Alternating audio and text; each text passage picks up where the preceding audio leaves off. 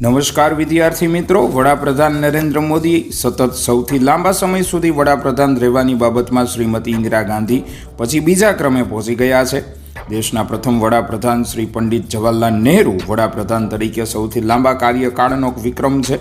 Pandit Nehru August 15, 1947થી 27 મે 1964ના રોજ તેમના મૃત્યુ સુધી વડાપ્રધાન પદ પર કાર્યકાળ 6130 દિવસનો હતો. શ્રીમતી ઇન્દિરા ગાંધી જાન્યુઆરી 1966થી માર્ચ 1977 અને ઈસવીસન 1980થી 1984 સમયકાળમાં 4077 દિવસ વડાપ્રધાન પદ પર રહ્યા હતા.